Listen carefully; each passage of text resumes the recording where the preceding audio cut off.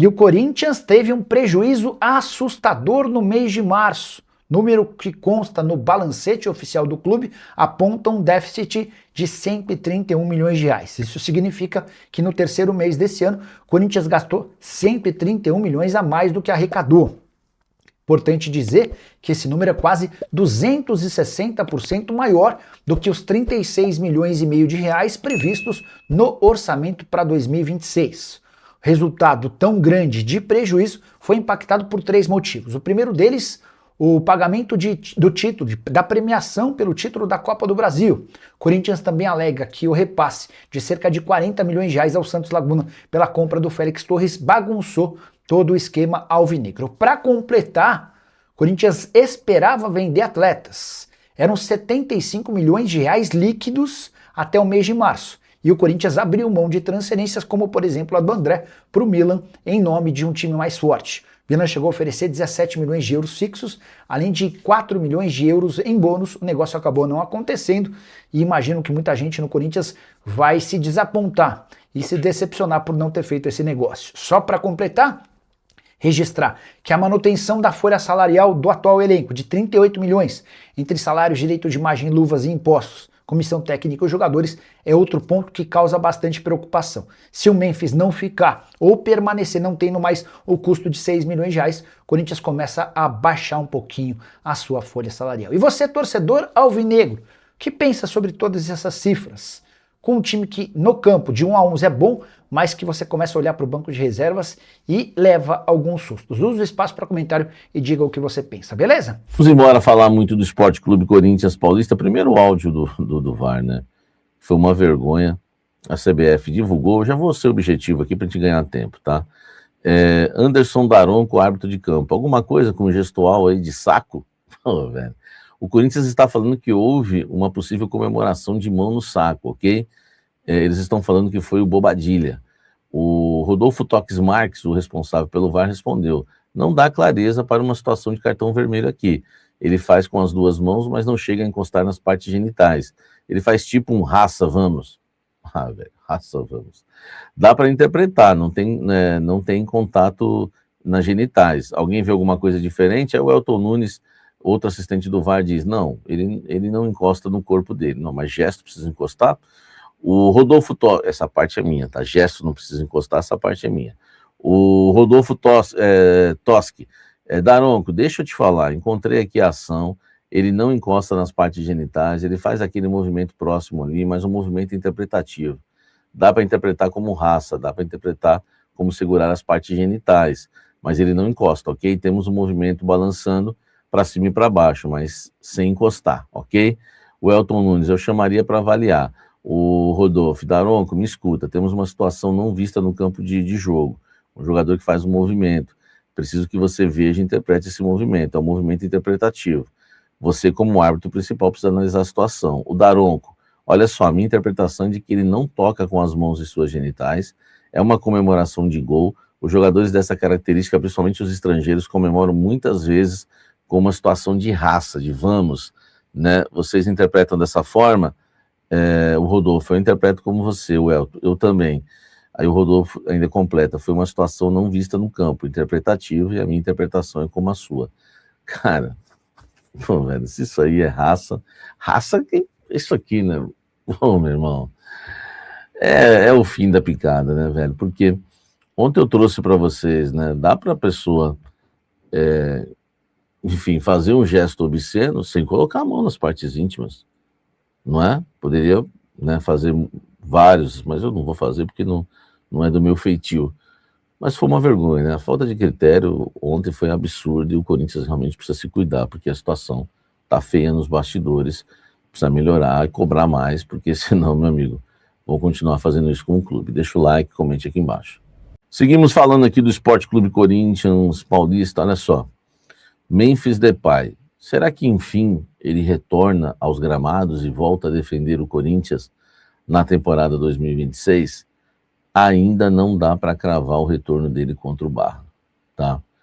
Hoje, por exemplo, a chance de ele não jogar é de uns 90%, dele não voltar contra o Barra. Não está decidido, vai ocorrer ainda uma reunião entre comissão técnica, departamento médico, para ouvir, né, o jogador, departamento físico, vai ter uma reunião com o jogador, né, até, acho que entre terça e quarta-feira, pelo que me passaram, se não for amanhã, no mais tardar na quarta, para ouvir o atleta. Mas o Barra é uma situação já que a ideia antes era que ele voltasse contra o Barra, mas vai depender muito do que ele vai falar entre terça e quarta-feira. Hoje se entende que ainda ele não tem condição, né? Isso que ele teria passado. Agora, precisa, né, ter essa conversa realmente. Está na avaliação do Corinthians o seguinte: volta contra o Barra ou volta contra o Botafogo, e não está descartada a possibilidade de voltar contra o Peñarol só na próxima semana, né? Então não está descartada a ideia dele não jogar contra o Barra e não jogar contra o Botafogo também no final de semana, e voltar só contra o Peñarol, né? Enfim, nenhuma decisão ainda tomada, né? Eles vão ouvir o jogador entre terça e quarta-feira, e aí a decisão, né, vai depender muito do que o Memphis, né, passar para, né, a cúpula corintiana. Então está nas mãos do Memphis essa volta dele. Dentro do Corinthians entendem que ele é um jogador que não se recupera como os demais, tem mais dificuldades, né, o que deixa também um pouco mais distante a renovação dele. Deixa o like, inscreva-se no canal, ative as notificações e vamos seguir falando do Coringão. O Mateuzinho realmente, né, tem aí uma proposta do Zenit em mãos. E o Zenit já promete um upgrade, né, nessa proposta. A ESPN deu, né, que o Zenit deve, né, oferecer 7 milhões de euros por 60% dos direitos econômicos que o Corinthians possui aí do Mateuzinho. É um valor interessante, se a gente for pensar numa maneira, né, proporcional, né, do valor total, daria quase 12 milhões de euros, 11,7 milhões aí, de euros. Então é um valor aí alto, né? Se a gente for pensar também, só os 7 milhões vai dar 42 milhões, é o que o Corinthians deve aí pro Tadieres, né? O Mateuzinho seria queimado para pagar o Tadieres por conta das vergonhas, né, que acontecem no Corinthians. O Corinthians dever, né, pagar compras de jogadores. Enfim, dentro do Corinthians, o Corinthians não quer fazer esse negócio. O Corinthians entende que precisa de dinheiro, precisa de muita grana, mas que 7 milhões de euros não vai resolver a vida do Corinthians fora de campo e vai prejudicar a vida do Corinthians dentro de campo. Então a ideia do Corinthians é rejeitar inicialmente a proposta de 7 milhões de euros, mas não fechar as portas para que a negociação continue aberta. Se o Zenit aumentar a proposta, o Corinthians pode vender o Mateuzinho. Se não, né, por 7 milhões de euros, o Corinthians pretende não negociar o seu lateral direito. Entende que o time está ajeitado, né? O time está, enfim, não tem um substituto também para o Mateuzinho, já que o Pedro Milans ainda não vingou com a camisa do Corinthians, e o time está ajustadinho. Se tirar o Mateuzinho pode trazer sérios prejuízos. Outra coisa que me falaram também que eu ia esquecendo, que hoje um substituto no mercado ficaria mais caro, né? Eu até citei o Martineira para eles, que é um lateral que eu gosto bastante do Racing, e a resposta que eu recebi é mais caro que o Mateuzinho, então não vale a pena. E é mais velho também o Martineira, que é muito bom jogador. Então o Corinthians entende que teria sérias dificuldades para contratar um jogador do nível, né, do Mateuzinho hoje, e por isso não quer vender. Proposta 7 milhões de euros, Zenit. Agora eu quero a sua opinião, você venderia ou não venderia? Comenta aqui embaixo e deixe seu like. Falando em vender e não vender, a situação do André está complicada, hein? Preste atenção no que eu vou dizer agora. O Corinthians, preste atenção no que eu vou dizer. O Corinthians, ele tem recebido diversas sondagens, como essa do Mateuzinho. Sondagens aí de 7 milhões de euros. O Corinthians recebeu sondagens pelo Yuri Alberto.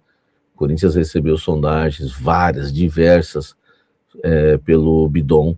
E sondagens que eu falo é clubes que entram em contato alegando que, né, que vão, por exemplo, fazer uma proposta no meio do ano quando a janela se abre. No caso do André, o Corinthians não recebeu mais nenhuma sondagem pelo jogador. O futebol dele realmente ele sofreu uma queda.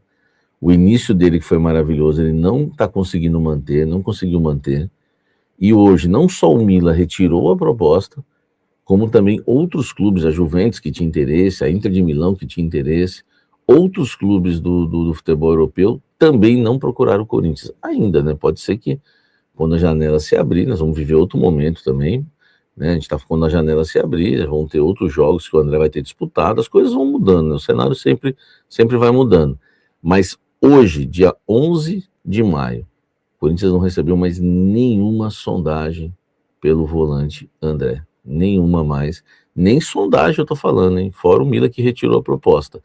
Então hoje, dentro do Corinthians, é o seguinte, há uma preocupação, porque o Corinthians tem vontade de vender o André sim, no meio do ano, acreditando que, né, venderia por uma proposta maior do que aquela que recebeu do Milan, de 17 milhões de euros, lembrando que eram 15 milhões de euros e 2 de bonificações. Mas eram 15 milhões pagos em 3 anos, né? 5, 5, 5, terminando só em 2028.